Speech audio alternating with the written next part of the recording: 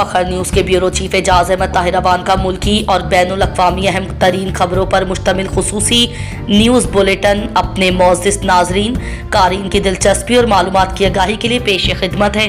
बांग्लादेश के वज़ीर आज़म बनने वाले तारिक रहमान और नौमुंतखब कानून साजों ने पार्लियामेंट में हलफ उठा लिया है, जो 2024 की बगावत के बाद पहले मुंतखब नुमाइंदे बन गए हैं। बांग्लादेश के अवाम को बांग्लादेश की तारीख में एक नए बाब के लिए मुबारकबाद।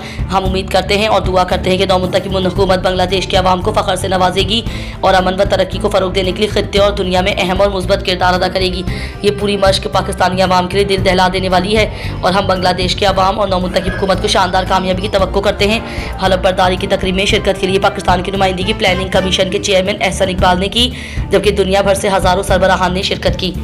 Fakhar news bureau chief Ejaz Ahmad Tahir Awan का अमरीका ईरान के माबैन होने वाले मुज़ाकरात की नाकामी पर दुनिया कहाँ खड़ी हो गई, आज का खुसूसी और ताज़ा तरीन इदारिया आपके लिए पेश खिदमत है।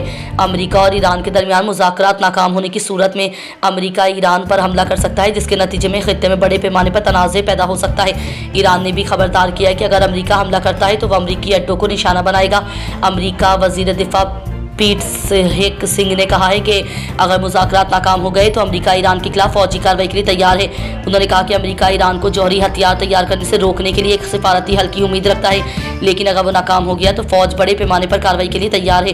हालात की संगीनी के बाइस उधर ईरान के सुप्रीम लीडर आयतुल्ला खामनाई ने कहा है कि अगर अमरीका हमला करता है तो ईरान इसका जवाब देगा और पूरा खित्ता जंग की लपेट में आएगा और आलमी जंग छिड़ने का भी शदीद खतरा लाहक है।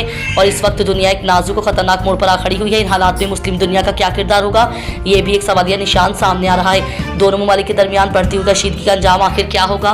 कराची में फैशन शो का इनेकाद किया गया, इसमें नखलिस्तान की थीम पर मलबूसात की नुमाइश की गई। इस शो में बैनुल अक़वामी शोहरत याफ्ता मॉडल्स और फिल्म और टेलीविजन के फनकारों ने शिरकत की, जिनमें आहत रज़ा मीर, एहसन खान, खुशहाल खान, असफर रहमान और अली रहमान शामिल थे।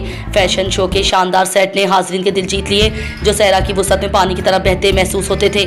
फैशन शो एक सहराई नखलिस्तान के सफ़र पर मबनी था, जहाँ कदीम इसरार और जदीद खूबसूरती का हसीन इम्तजाज नजर आया। इस शो में ऐसे मलबूसात पेश किए गए जिनमें बेयकीनी और वुसअत में उम्मीद की किरण थे। नखलिस्तान की कलेक्शन 2025 रिवायत और जिद्दत का हसीन इम्तजाज थी, जिसमें सराई रंगों की मध्यम झलकियाँ, शराब जैसे हल्के पिस्टल शेड्स और गहरे सियाह रंगों की शिद्दत से शो का इख्तिताम किया गया। दुबई में साइबर बैंक फ्रॉड बेनकाब 3 रुकनी गैंग पकड़ा गया। के पोश इलाकों में साइबर बैंक फ्रॉड बेनकाब कर दिया गया। दुबई पुलिस के मुताबिक 2 मोबाइल नेटवर्क बनाकर शहरियों को निशाना बनाया गया। दुबई हुकाम का कहना है कि पाम जमीरा और दुबई मरीना के मोबाइल सिंगल्स हाईजैक किए गए। जाली बैंक SMS से अकाउंट्स में मौजूद रकम चोरी की गई। हुकाम के मुताबिक 3 रुकनी गैंग को 6 माह कैद और सज़ा के बाद डिपोर्ट करने का हुक्म दिया गया है। मुलजिमान की गाड़ी से खुसूसी जैमर्स और जदीद आलात बरामद किए गए हैं।